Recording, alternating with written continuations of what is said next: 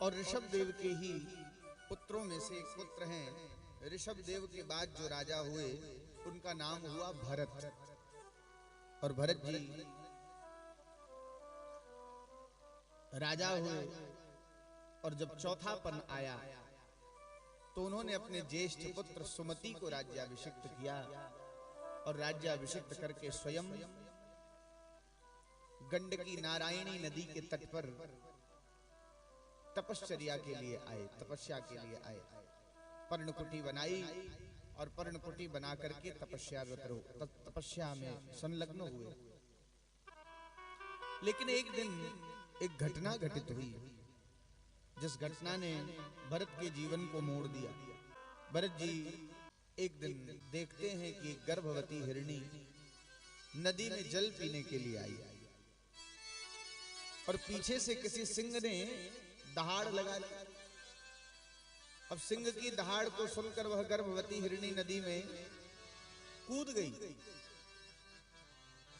और थोड़ी दूर चली तो बीच मार्ग में ही उसका प्रसव हो गया।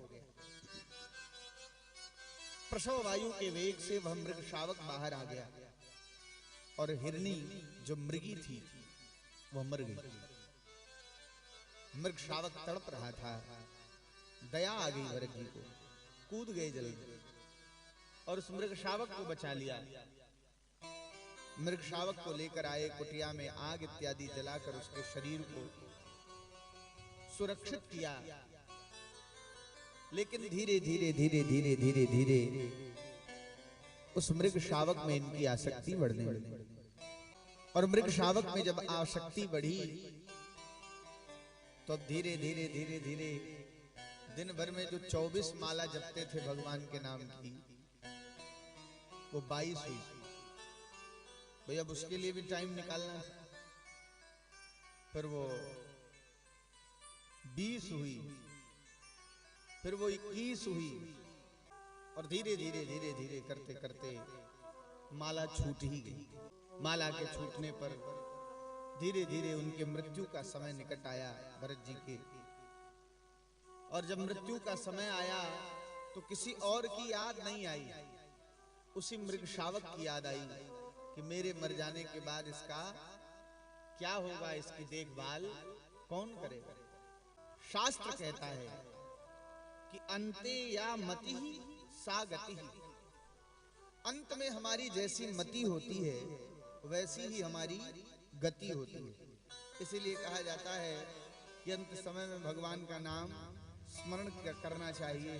कम से कम भगवान का नाम, भगवान का रूप, भगवान का स्वरूप स्मरण में आ जाए तो ये जीवन और मृत्यु का जो कुचक्र है वो कुचक्र समाप्त हो जाए, खत्म हो जाए। अंत में उसी मृग शावक की याद आई तो अगले जन्म में मृग ही बने। लेकिन पूर्व जन्म का जो भजन था वह भजन छूटा नहीं।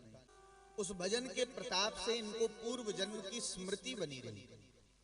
पिछला जन्म जो था इनको वो याद रहा और पिछला जन्म याद होने के कारण इन्हें बड़ी ग्लानि हुई कि कहां दुनियादारी छोड़कर गंडकी नदी के तट पर तपस्या के लिए गया था और एक मृग के चक्कर में पड़ के आज मुझे मृग बनना पड़ा।